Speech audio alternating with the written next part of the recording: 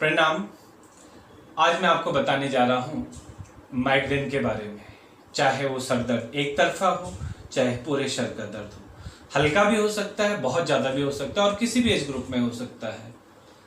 Migraine होने के कई सारे कारण हैं, जैसे ओवरलोडिंग, काम का अत्यधिक प्रेशर लेना, इंडाइजेशन, लगातार कोल्ड कफ बना रहना, बहुत रात तक देर तक जगे रहना और देर में सोना, बहुत ज़्यादा ठंडा गर्म। अभी आप एसी में हो, फिर आप गर्मी में बाहर निकल गए, फिर गर्मी लगे तुरंत एसी के अंदर या तुरंत पंखे के नीचे, फिर बाहर चले गए। या खाने पीने में अभी आपकी बॉडी बहुत गर्म है, आपने तुरंत ठंडा पानी पी लिया। तो ये सारे रीजन आपको प्रॉब्लम देते हैं, जो कि माइग्रेन के रूप में। अब इनको ठीक कैसे करें?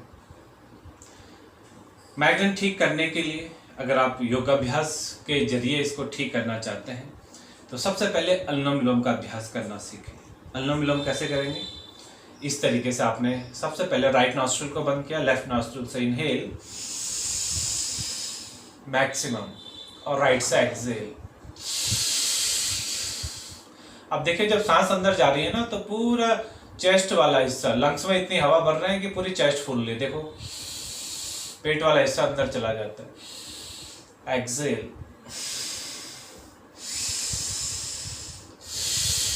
ऐसे आंख बंद करके और रिलैक्स होकर के आपको कम से कम 5 मिनट करना है। माइग्रेन बहुत ज्यादा है तो सुबह, दिन और शाम 3 टाइम करें। और अनुलोम विलोम में प्लस पॉइंट पता है क्या है?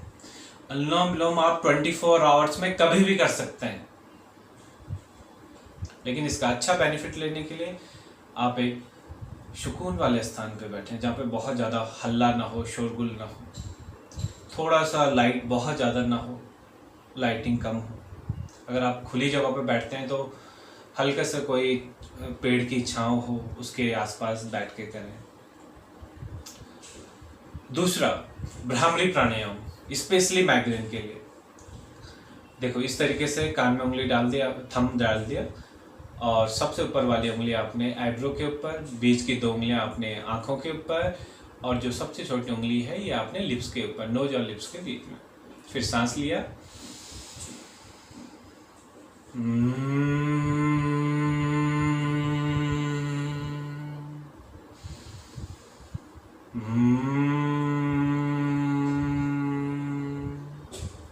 ऐसे आपको 5 से लेकर के 11 बार करना है।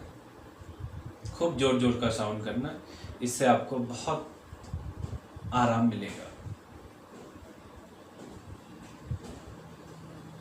इसमें एक चीज का ध्यान रखना, जो कई बार मैंने देखा गलतियां करते हुए, खास तौर पे, कि नोज भी बंद करते हैं। तो ये नोस्ट्रिल आपको बंद नहीं करनी है, नोज को फ्री रखना है। कान अच्छे से बंद कर देना कि बाहर का कुछ सुनाई नहीं दे, आंखें अच्छे से बंद करनी कि कुछ दिखाई न दे, और फिर लगातार साउंड करना। इसको करने के बाद जब आप आंखें खोलोगे तो आपको बहुत अच्छा लगेगा, और इससे पहले आप अनुलोम विलोम कर चुके होंगे। अगला, उद्गीत प्राणायाम। ओम का उच्चारण कैसे करेंगे? देखो, लंबी सांस भरी, ओ,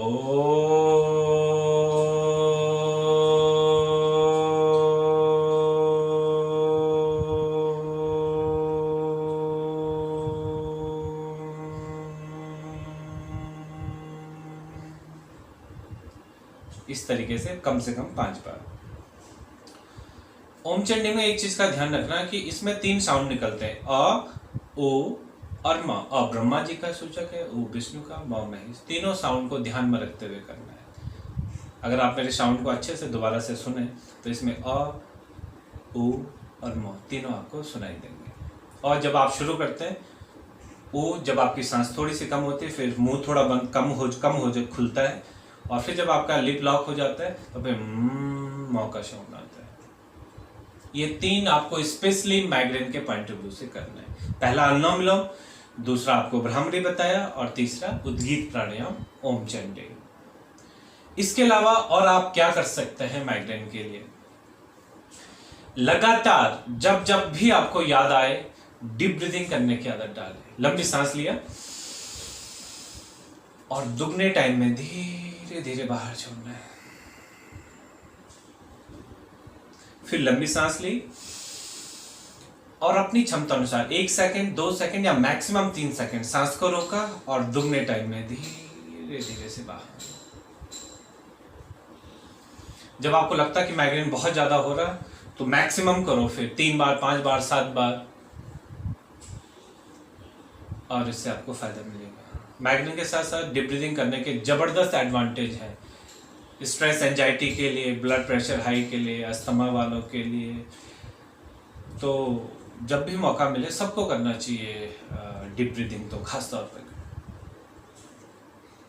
किसी को बहुत चिड़चिड़ापन होता है, बहुत जल्दी गुस्सा आता है, ठीक है। इसके अलावा और क्या कर सकते हैं माइग्रेन के लिए कि अपने जो आपके खास दोस्त हैं, खास का मतलब मेरा यहाँ पे ये है कि जिनसे आप अपनी दिल खोल के बातें शेयर कर सकते हैं,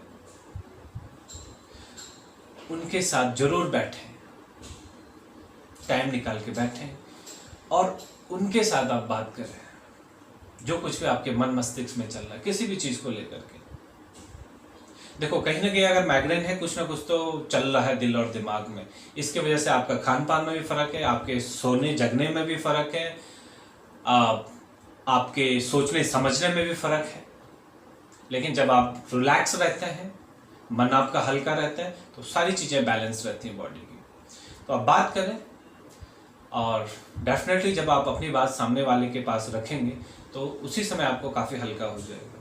लेकिन खास दोस्त में मेरे नज़र में वो भी लोग भी आते हैं कि जब आपको प्रॉब्लम है वो आपकी बात को ज़्यादा सुने, न कि आपके बोलने के बीच बीच में लगातार आप पे पलट करके उसका रिप्लाई करने लग जाए। एक बार आपकी बात को अच्छे से सुने, फिर जो बोलना है फिर बोलें।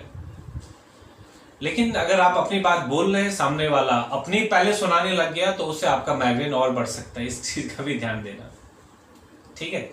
तो आपके खास लोग वो हैं जो आपकी बात को इम्पोर्टेंस दे, आपकी बात को बड़े प्यार और इत्मीनान के साथ सुने और फिर उस बात पर प्रतिक्रिया दें, ठीक है। लेकिन कई बार क्या होता है कि अगर आप अपनी बात अपने खास को बता रहे हैं, लेकिन आपको पता चल गया कि बात जब आप सामने वाले से कर रहे हैं और उसका ध्यान इधर उधर डोल रहा है, इधर देख रहा है, उधर देख रहा है, या बहुत ज़्यादा कभी शरीर में कुछ मूवमेंट्स कर रहा है, तो इसका मतलब वो आपकी बात को पूरी तरीके से नहीं सुन रहा है या उसको बहुत अच्छी दिलचस्पी नहीं है आपके सुनने। तो अपने टॉपिक को रोक दें, कोई फायदा नहीं है उसका, आपको खुद बुरा लगेगा बाद में, ठीक है। हो सकता है कि वो भी तो इंसान है, हो सकता है कि उसका भी कुछ प्रॉब्लम हो, उसके दिल और दिमाग में भी कुछ चल रहा हो, ठीक है। अगले दिन बाद आपको पता है कि आपका अच्छा दोस्त आपकी बात सुन सकता है, समझ सकता है, अगले दिन बात करो, एक दिन छोड़ करके, ठीक है। तो ये भी आप इस चीज का भी ध्यान रखें। और क्या कर सकते हैं माइग्रेन के लिए? अपनी डाइट बहुत सही रखो। अगर आपकी डाइट अच्छी है, आपका मन भी हल्का होता है, आपका शरीर भी हल्का होता है और फिर आपका मस्तिष्क भी हल्का होता है अच्छी डाइट लेने से। अच्छी डाइट, अब फिर मैं इस पर लंबा टॉपिक नहीं करूँगा। फिर अच्छी डाइट क्या होती है, कैसे लेनी चाहिए, क्या क्या प्रॉब्लम है, किस तरीके से लेनी है, इस पर कभी और वीडियो बनाऊंगा।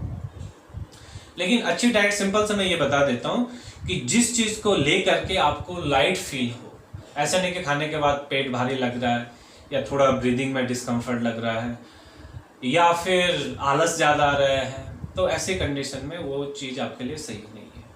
अच्छी डाइट वही जो खा करके आपको एनर्जी दे, आपको स्ट्रेंथ दे, आपको थकान न लगे, आपको शरीर में भारीपन न लगे, वो आपके लिए अच्छी डाइट है, ठीक है।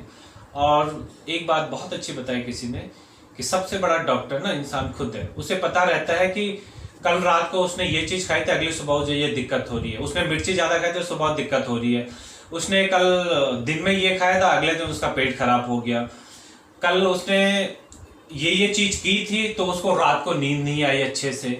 तो सारी चीज़ें हमें अगर हम ध्यान दें तो हमें पता रहते हैं और सबसे बड़े डॉक्टर खुद हैं हम अपने लिए, हमें हर चीज़ का पता, लेकिन हम इग्नोर करते हैं उसको। मेन बात यह फैक्ट रीजन ये है कि हम इग्नोर करते हैं इन चीज़ों को।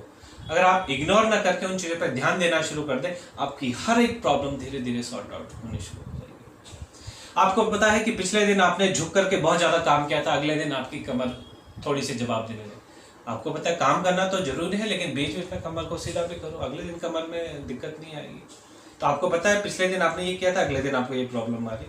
तो समाधान हर चीज़ का है, बस थोड़ा ध्यान देने की ज़रूरत है। ठीक है, तो फिलहाल इन्हीं चीज़ों के ऊपर आप फोकस कीजिए, आपको बहुत अच्छा लगेगा, बहुत रिलैक्स मिलेगा। और मुस्कुराते रहिए, मुस्कुराना सबसे बड़ी औषधि है। आप मुस्कुरा गए तो हर समस्या का समाधान मिल जाएगा, हर समस्या दूर हो जाएगी। अगर आपको मेरा ये वीडियो अच्छा लगता है और आप लोग चाहते हैं कि आगे भी मैं इसी तरीके से वीडियो बनाता रहूं, तो आप प्लीज़ चैनल को सब्सक्राइब करें, लाइक, शेयर एंड कमेंट। प्रणाम।